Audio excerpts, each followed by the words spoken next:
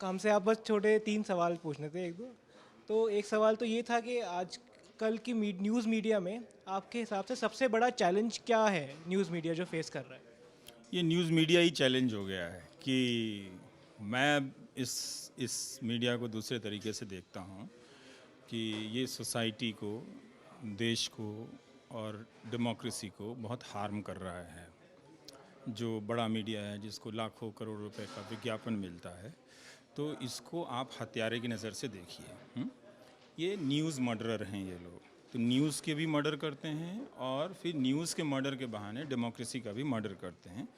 तो हम इस नज़र से देखते हैं और उम्मीद करते हैं कि एक दिन जो दर्शक है, जो पाठक है, वो अपनी नींद से जागेगा और एक बार सोचेगा कि वो जो देख रहा है, वो जो पढ़ रहा है, वो क्या है, वो प्रोपेगेंडा है, न्यूज़ है, प्रोफेशनल काम है या क्या है। इस उम्मीद में इस तरह के आयोजनों में आते हैं और जो लोग बात करते हैं उसके कॉन्ट्रडिक्शंस, उसमें जो कॉन्फ्लिक्ट्स हैं, उसको हम सब पिकअप भी करते हैं। आप सबको भी करना चाहिए और समझना चाहिए कि दरारें, क्रैक्स कहाँ कहाँ पर हैं। तो ऐसे वक्त में आपके हिसाब से आपका कोई ओपिनियन कि कैसे न्यूज़ मीडिया को ज़्यादा अकाउंटेबल हम कैसे बना सकते हैं? ये जो जिस पे लाखों करोड़ रुपए का विज्ञापन है, उसको अकाउंटेबल बनाने का की मेहनत छोड़ देनी चाहिए, क्योंकि वो ये कोई अनजाने में नहीं कर रहा है, उसे अकाउंटेबल नहीं होना है। जब उसे बिना न्यूज़ किए हुए, बिना जर्नलिज़्म किए हुए, जर्नलिज़्म के नाम पे करोड़ों रुपए के विज्ञापन मिल रहे हैं, अच्छे पढ़े लिखे लोग वहाँ पर जा रहे हैं, तो वो क्यों अकाउंटेबल होगा, है ना? तो जो शहर में जो आवारा है, उसको पहले बोलना चाहिए कि आप आवारा हैं, आप लोफर हैं। तभी वो फिर अंत में वो एक बार अपने बारे में सोचेगा कि क्या मेरा व्यवहार कोई ख़राब हो रहा है, गलत हो रहा है, या उसमें सुधार की बात होगी। इसे आप अकाउंटेबल बनाएंगे तो बिना मतलब का आपका वक्त बर्बाद होगा। आप लोगों को अकाउंटेबल बनाइए, लोगों को समझाइए कि आप एक रीडर के रूप में, एक व्यूअर के रूप में इतने इर्रेस्पॉन्सिबल नहीं हो सकते हैं कि जो न्यूज़ मीडिया करोड़ों रुपए का विज्ञापन लेके डेमोक्रेसी की हत्या कर रहा है उसको आप देखेंगे। तो आप लोगों में मेहनत कीजिए, तो हो सकता है कि 10, 5, 100 लोग ना देखें, उन पे कोई फ़र्क नहीं पड़ता है। और ऐसे वक्त में जब पब्लिक डिस्कोर्स इतना पोलराइजिंग हो गया है, ऐसे वक्त में मीडिया रंबल जैसे फोरम्स की क्या भूमिका है? देखिए, पोलराइज नहीं हुआ है, क्रिमिनलाइज कर दिया गया है इश्यूज़ को पोलराइज के नाम पे। पोलराइज तो होता है कि दो तरह के मत हैं और दोनों तरह के मत को लेकर ढंग से तथ्य रखे जा रहे हैं, फिर उसमें बहस हो, क्योंकि हम तो हर चीज़ का अंतिम निष्कर्ष नहीं जानते हैं।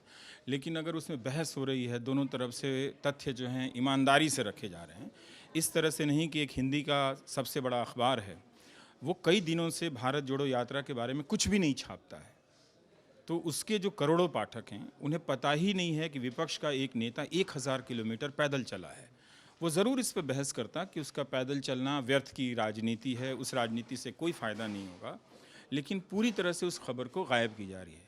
बात विपक्ष को गायब करने की नहीं है, बात है डेमोक्रेसी के एक बहुत ही अहम एलिमेंट को गायब करने की। तो आप क्रिमिनल का काम कर रहे हैं। तो इसलिए हम सबको पहले इस लेवल पर अवेयर होना है। जो मैं बात कह रहा हूँ वहाँ तक पहुँचने में मुझे ही 27 साल लग गए। तो मैं दर्शक से या पाठक से उम्मीद नहीं करता कि वो भी कल पहुँच जाएं। मैं एक्सपेक्ट करता हूँ कि मुझसे ज़्यादा इंटेलिजेंट हैं, वो मुझसे भी फास्ट इस बात को समझने लगेंगे। नहीं समझेंगे तो वो जो मैं कह रहा हूँ वही होता हुआ देखेंगे, फिर उन्हें भी अफसोस होगा, फिर मुझे भी अफसोस होगा। वो मैं नहीं चाहता हूँ। उससे पहले लोग समझ जाएं और जो भी ऑल्टरनेटिव मीडिया डेवलप हो रहा है उसकी तरफ सपोर्ट करें। एक घटिया अखबार बंद कर दीजिए, 300 रुपया किसी को सपोर्ट कर दीजिए जो जर्नलिज्म कर रहा है, उसमें आपको फ्रीडम है। अगर वो नहीं कर रहा है तो फिर वो 350 रुपये आप किसी दूसरे यूट्यूबर्स को दे दीजिए, फिर किसी तीसरे को दे दीजिए। ये 20 साल से आपके घर में एक अखबार चला आ रहा है, वो आते आते रद्दी हो गया है। एक दिन उठ के देखिए कि उसमें वाकई कुछ नहीं है। तो ये सब प्रक्रियाओं से, बहस से, मंथन से जो नए पत्रकार आ रहे हैं, जो पढ़ रहे हैं, मुझे लगता है कि उनके सीने में भी आग भड़केगी और वो सोचेंगे, मतलब उस नींद से टूटेंगे, शेकअप होगा, स्टरर होगा। तो थोड़ा अच्छा है इसमें बात आगे बढ़ती रहे, क्योंकि ये लड़ाई एक आदमी से एक दिन में तो नहीं जीतने वाली है। तो ये प्रक्रिया चलती रहे। आखिरी सवाल एक बहुत लाइटर नोट पे इसको ख़त्म करते हैं कि अभी रिसेंटली कुछ न्यूज़ पे आपने जो सबसे absurd चीज़ देखी हो, आपको ऐसा क्या लगा? नहीं नहीं, मैं टेलीविज़न देखता नहीं हूँ और कुछ क्या मतलब सभी एब्सर्ड चीज़ें हैं, तो वो एब्सर्ड चीज़ें इतनी देखता हूँ कि मैं मुझे याद ही नहीं रहती है ना। एक अखबार में निकला कि एक शहर स्वच्छता में नंबर 1 कर गया है, उसी खबर उसी पेपर पे उसी पेज पे छपा हुआ है कि उसमें पानी, किसी मोहल्ले में लोग पानी नहीं आ रहा है तो पानी के कारण घर छोड़ के जा रहे हैं, कोई 20-20 लीटर पानी खरीद के ला रहा है और हवा उसकी सांस लेने लायक नहीं है। तो जिस शहर में पानी ना हो और जिस शहर की हवा सांस लेने लायक ना हो, वो शहर स्वच्छता की रैंकिंग में नंबर 1 कैसे हो सकता है? तो इस तरह की बहुत सारी चीज़ें चलती हैं। हमारे प्रधानमंत्री के बोले गए बहुत सारे अंतर्विरोधी बयान सब चलते रहते हैं, जो इधर से उधर भटकाते रहते हैं।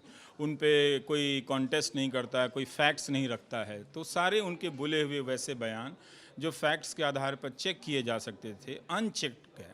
तो ये दुनिया के पहले प्रधानमंत्री हैं जो अनचेक्ड रहे, इनको कोई चेक नहीं किया। जिस मीडिया को करना चाहिए था तो किसी में हिम्मत नहीं है करने की, तो वो मीडिया देख के हर भारतवासी को समझना चाहिए कि क्या वो इस मीडिया के रहते हुए भारत पे गर्व कर सकते हैं। मुझे नहीं लगता है कि कोई भी सजग भारत का नागरिक इस गोदी मीडिया को देखकर भारत पे गर्व कर सकता है। Thank you.